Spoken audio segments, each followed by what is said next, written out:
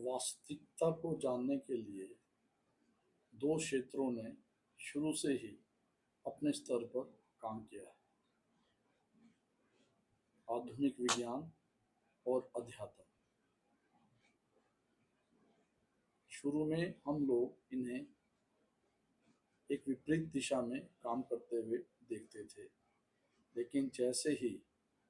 Quantum physics सामने आई, जो कि क्लासिकल फिजिक्स से काफ़ी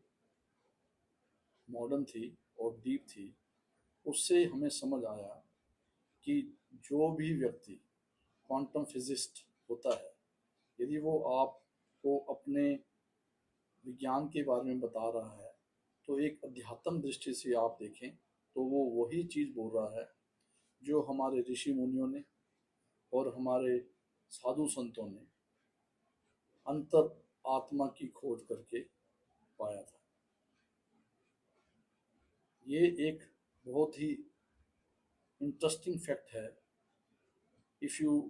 आप यदि क्वांटम फिजिक्स में जाते हो तो वहाँ पर एक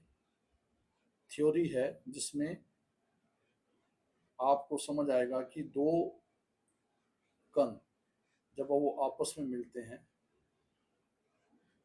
तो इवन उस वो दूर होने के बावजूद, मतलब इस ब्रह्मांड में किसी भी कोने में वो हो, एक के कुछ बदलने से दूसरे को उसका प्रभाव पड़ता है। अध्यात्म दृष्टि से देखा जाए तो ये वननेस की थ्योरी है कि हम एक ही ऊर्जा, असीम ऊर्जा के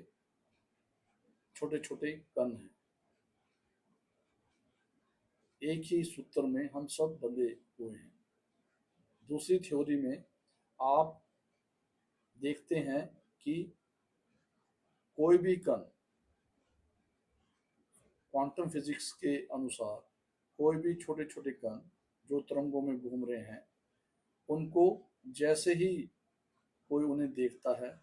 वो एक सॉलिड फॉर्म में बदल जाते हैं। ये ऑब्जर्वर फैक्ट की थ्योरी यदि आप अध्यात्म के तौर पे देखें तो ये क्रिएटर जो हम जिसको हम भगवान मानते हैं या यूनिवर्सल कॉन्शियसनेस मानते हैं या कोई ऐसी ऊर्जा, मेन ऊर्जा को मानते हैं किसी भी नाम से, वो जब चाहे अपने विचार और अपनी चेतना से उस तरंग को ठोस पदार्थ में बदल देता है, जिसे हम आत्मा और परमात्मा और ये जो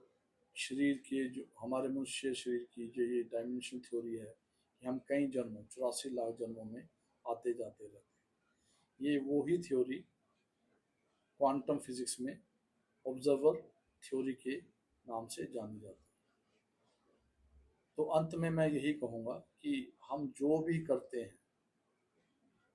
उसे विश्वास के साथ और निरंतर अभ्यास के साथ करें। थ्योरी वो क्वांटम फिजिक्स की हो, आधुनिक विज्ञान की हो या अध्यात्म की हो, आप एक ही ट्रैक में चलते हैं। हम ये कह सकते हैं